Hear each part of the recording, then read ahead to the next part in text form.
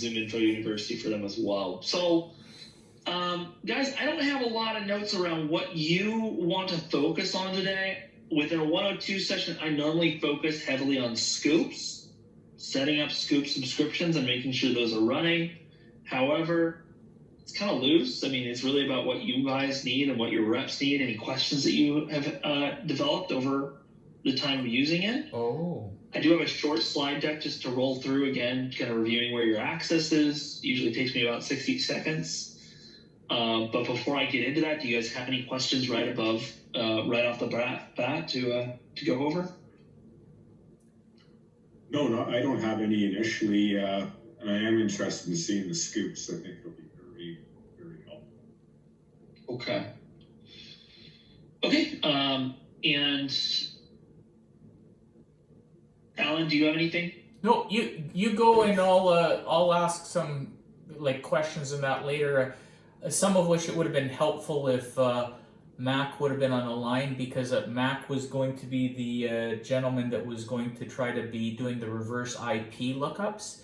If you can give us any visibility to that might help. But I imagine that's more of a API connection thing here. So that the benefit of that would be helpful, because when we're outreaching, right, it's always nice to know that people are checking you out. Like Neil, for instance, he's on LinkedIn Navigator, so he'll see if somebody checked him out, so he can maybe outreach to them, and you're a little bit more relevant at the time.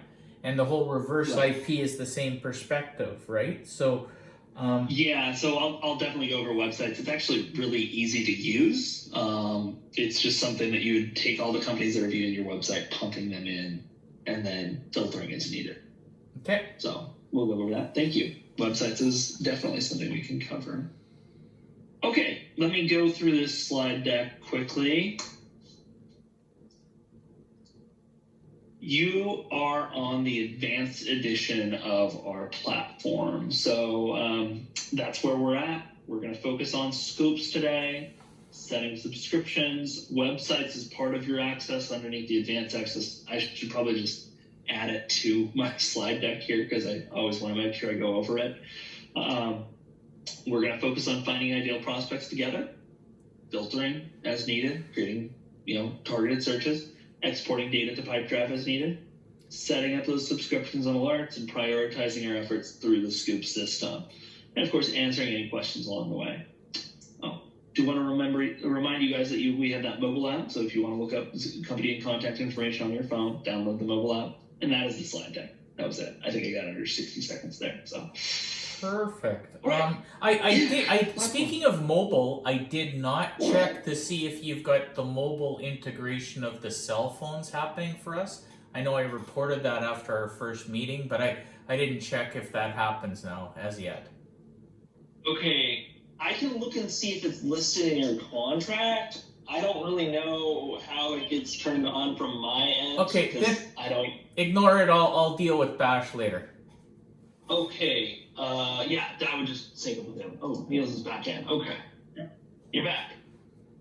Yeah, my internet dropped there for a minute. I'm not sure what happened. So.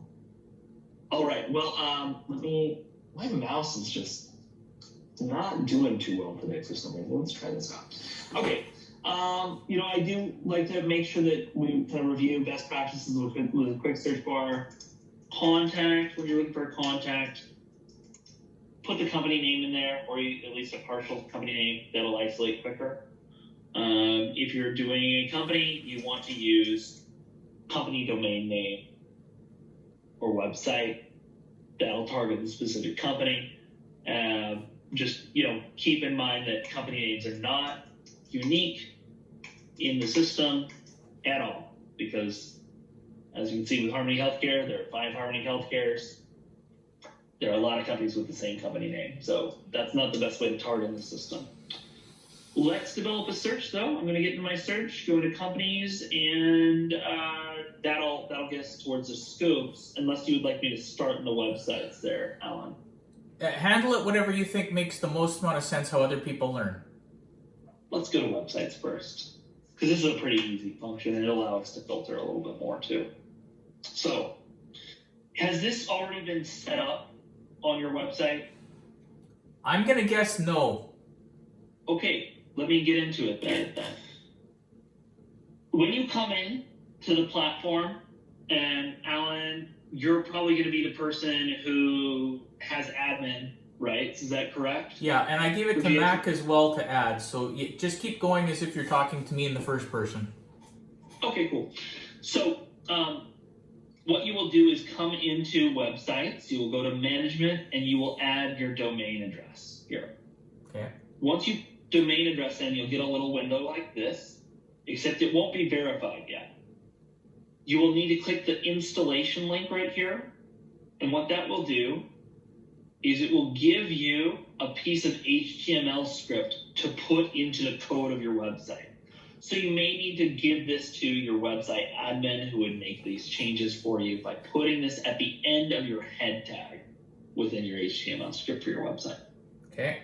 So that's pretty technical, but it's actually pretty easy once you do it, because once that is live, once this piece of code is in your website, it starts tossing all of the IP addresses that visit your website to us, where we start gathering it in this analytics tab here. Okay.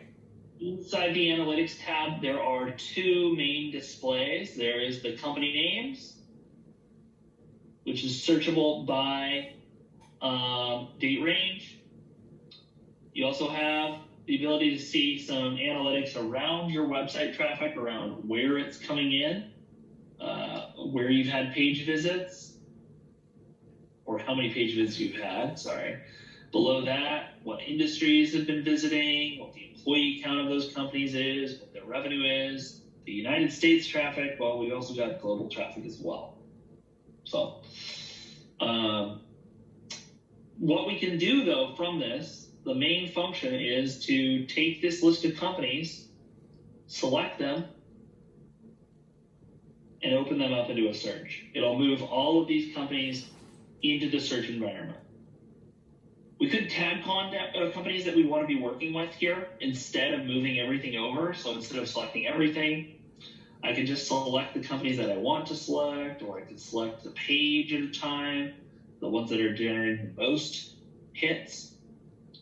And then I could tag them as, say, websites targets. If I add that in, gotta make a new one. That will allow me to just tag these companies, and that's really beneficial because the tag function works really well in the search environment. You can generate subscriptions around tag companies very easily.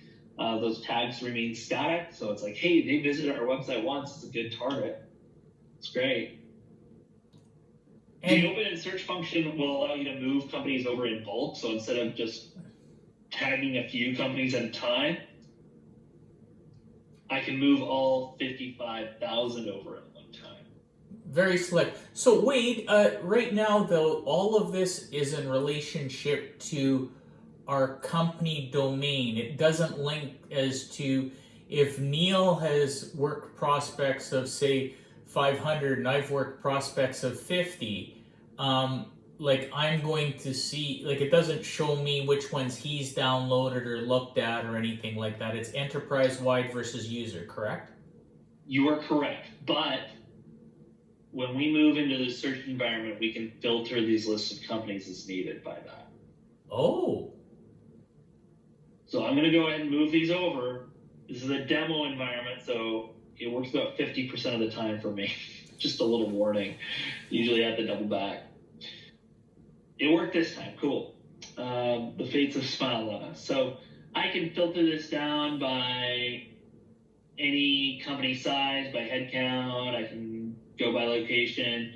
I could also just say, hey, you know what, if I've excluded, if anyone in my organization has exported contacts or has exported this company before, I can exclude those results with my exclusion filters.